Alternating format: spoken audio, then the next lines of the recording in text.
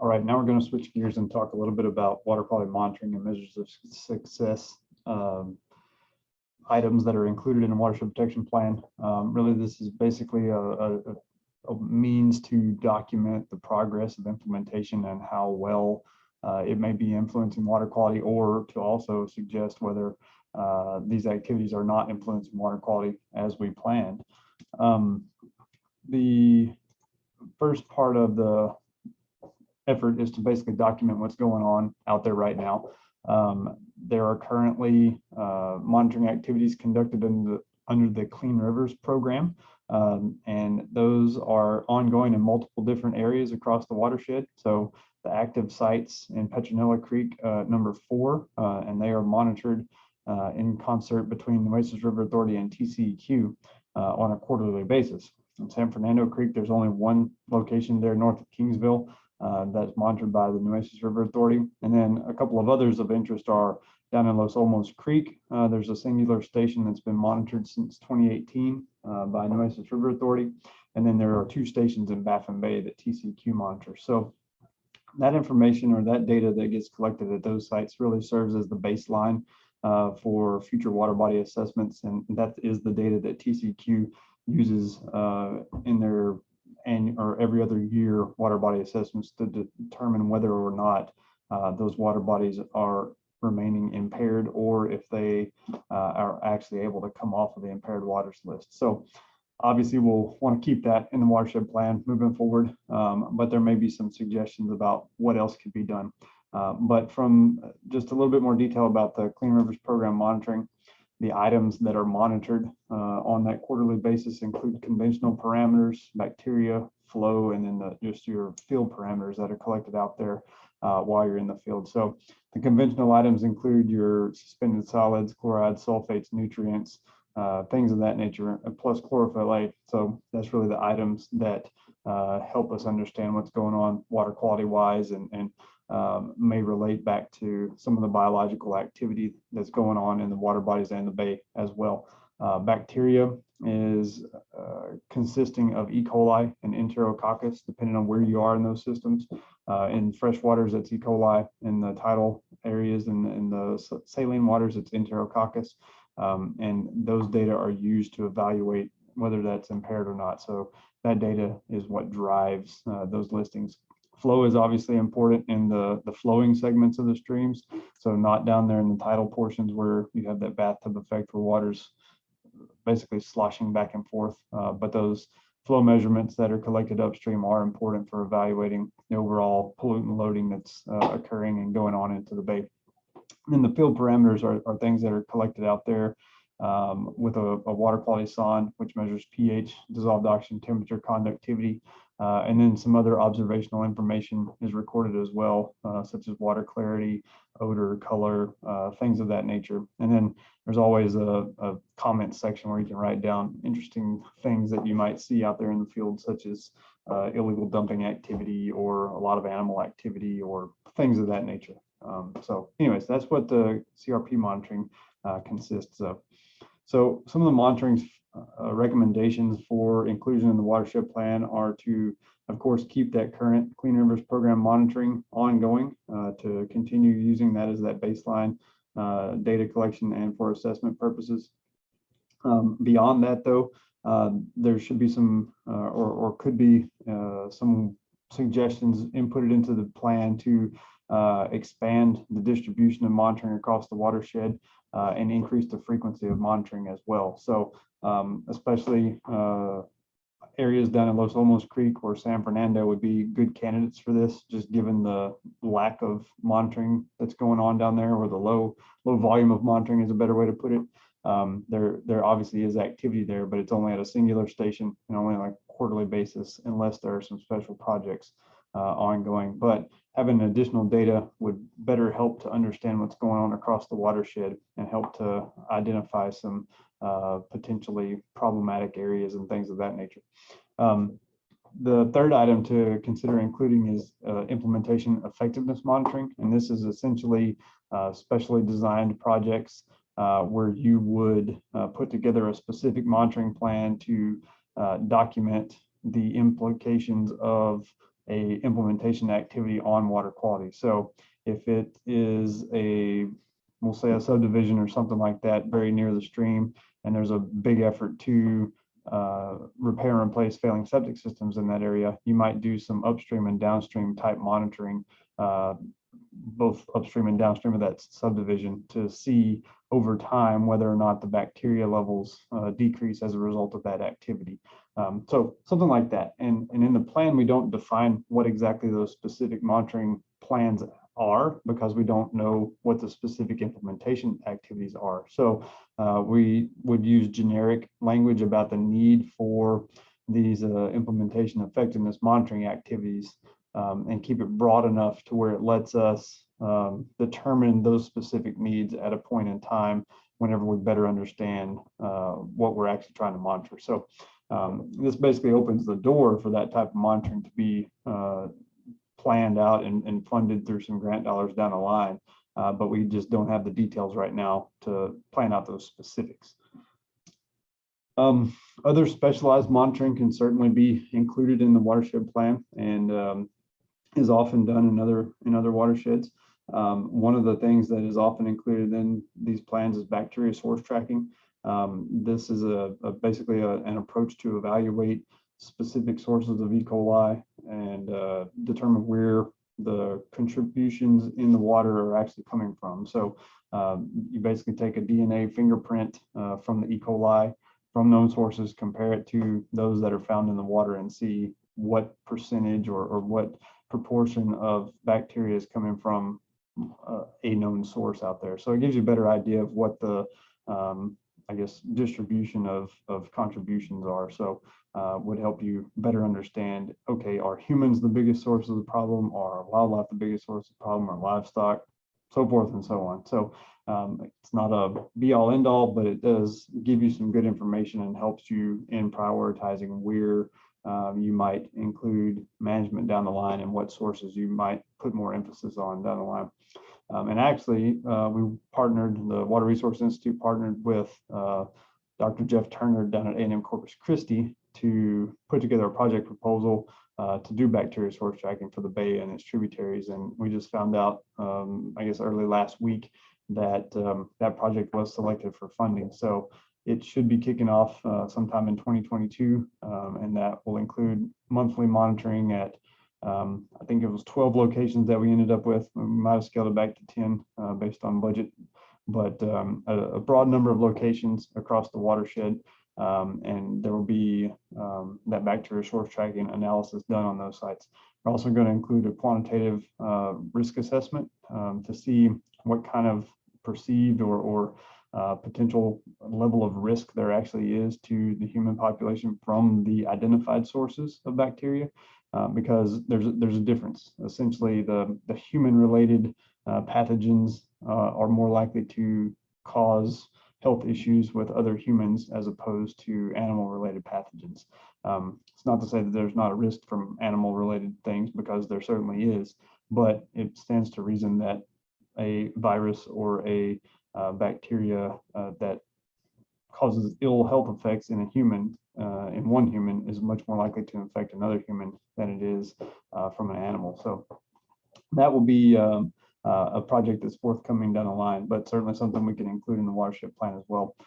There's also efforts ongoing to look at nutrient sources, and I think some folks at A&M Corpus Christi are actually working on identifying whether or not septic systems are a direct influencer on water quality in and around the bay itself. So including information about those types of projects to better understand specific sources is quite useful for these watershed plans.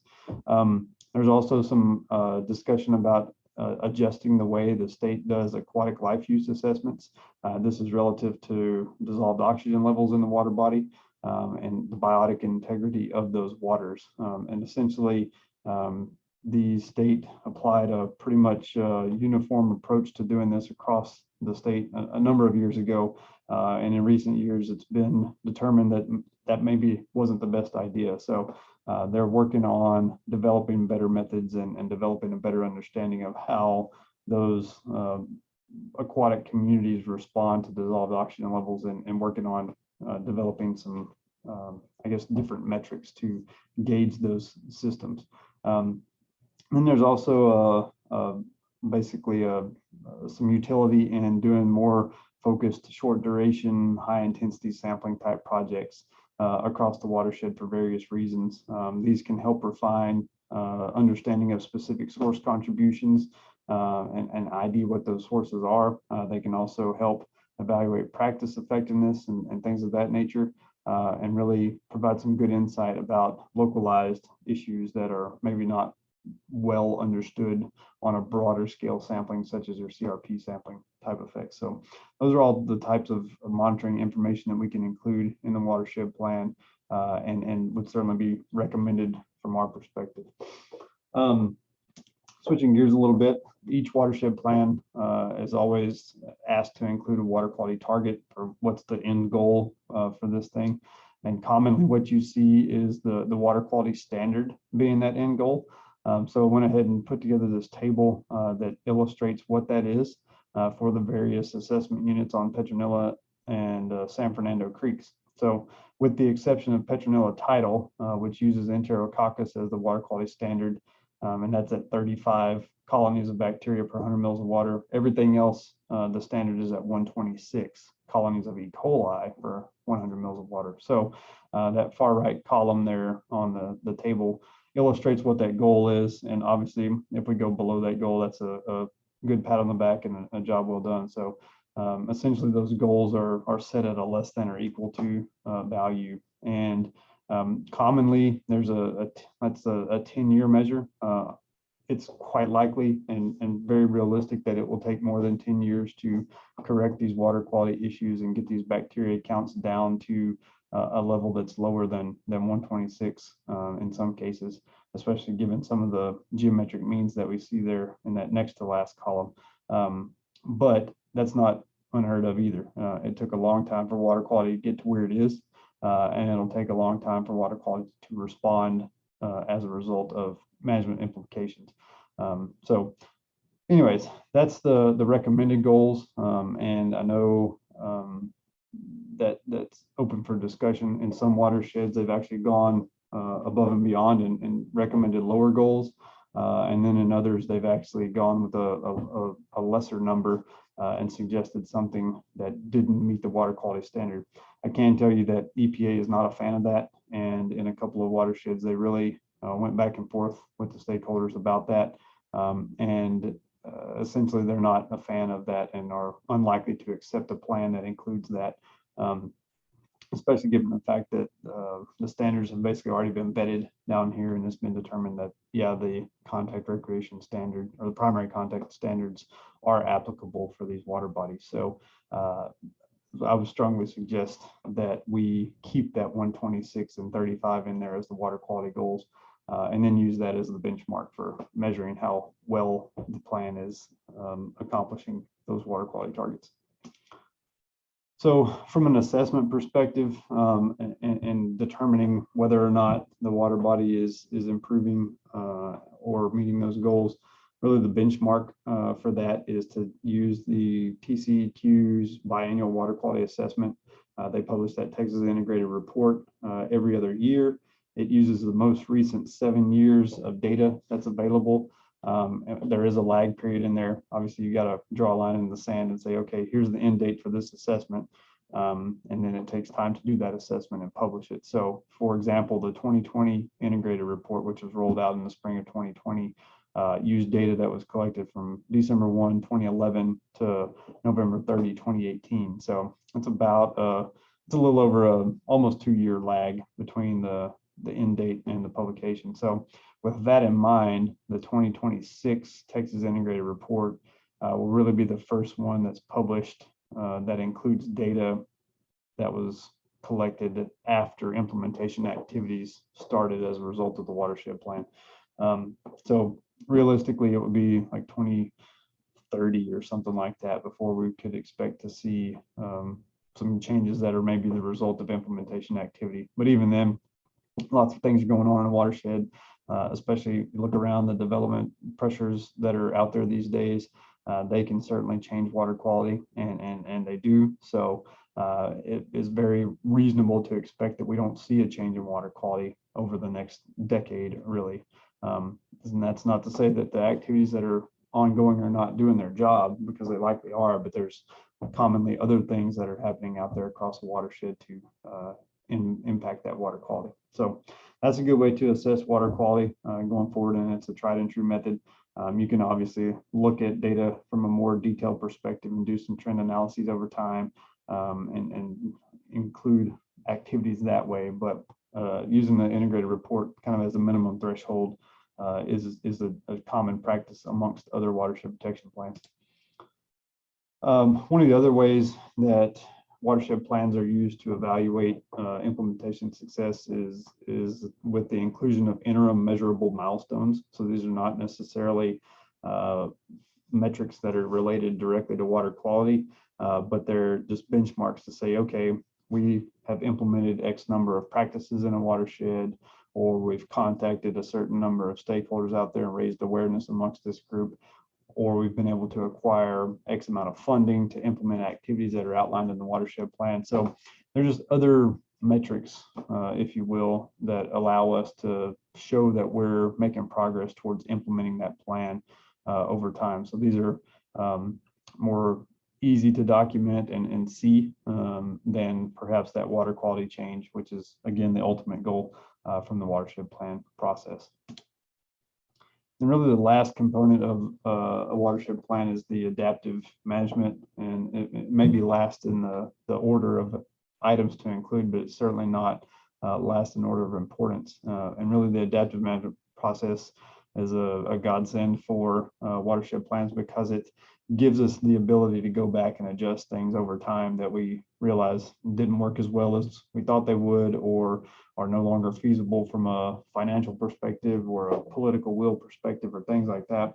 And that's awesome that we're able to include that in there, because there's a very considerable amount of uncertainty amongst the things that are taken into consideration whenever we're developing a watershed protection plan, and then on into implementation. So I mentioned development earlier. We may think we know what's going on in a lot of cases development wise, but things change rapidly in that space, and there's always something else going on out there that could undermine other implementation activities and really change the effectiveness of the plan at the long run. So really this adaptive management process gives us the ability to learn as we go, and basically observe what works and what doesn't, or maybe make some adjustments along the way to the plans, and basically do a better job as we get further down the road. So costs are often prohibitive for some of the activities, and that's especially true these days with inflation being what it is.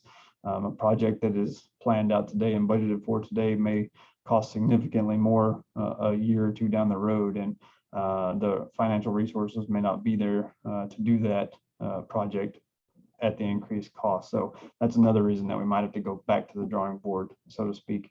And then the annual checks on implementation are a good way to see how well we're doing as far as getting implementation activities on the ground. And the logical means for doing that here is to simply engage the Baffin-based stakeholder group that Dr. Wetz and Kirsten Stanzel have kind of spearheaded and are leading. So just doing annual check-ins with those group to let them know what's been going on, what kind of activities been implemented, and what's coming down the line is a great way to do that and get that word back out to the stakeholders about what's been going on, and then also to have them provide feedback to us for future adjustments to the plan through that adaptive management process and things of that nature. So any questions or comments about that, just shoot them my way via email. It was there on the first slide, and I think it'll be on the last slide here in just a second as well. So the last item is to talk about next steps for the project and what's happening near term. So we did have those chapters 4 and 5 of the watershed plan available on the table, and then they were emailed out to everybody that received the notification of the meeting as well. So we're going to be taking edits on those chapters up until the first week of December. So please do get those to us if you have them. We'll take the discussion from today's meeting and integrate into them as well and make some adjustments along the way. And then we'll also use that information to start drafting the next chapters on management measures and technical and financial assistance and education and outreach and stuff like that. And that will basically be the discussion at the next meeting. And those are the last few chapters of the watershed plan. So essentially, we look to have a near complete draft of the watershed plan available at that next meeting. And then we'll roll it out. Obviously, have time for adjustments along the way and edits and additions to be made to that plan. And then our project period for developing this thing actually ends at the end of May of 2022, so about 6 months out from now. So the goal is to have that plan developed and basically given the thumbs up by stakeholders to send on to agencies for review. And that starts with the State Soil and Water Conservation Board and TCQ, and then from there it goes on up to EPA to have them review it and hopefully accept it, or that's the ultimate goal, is acceptance. I doubt that it'll happen by May, but we can always dream. But nonetheless, we'll continue to work on the plan and get the adjustments made that need to be made even after the project period is over, if need be. So with that in mind, we're looking at holding the next stakeholder meeting sometime in January, probably the latter part of January, to give us a little bit more time to get content written. And obviously the holidays always throws a big wrench in the gears as far as productivity is concerned, but we could push back to February if we really need to, but the preference would be late January. So with that, here's the contact information again.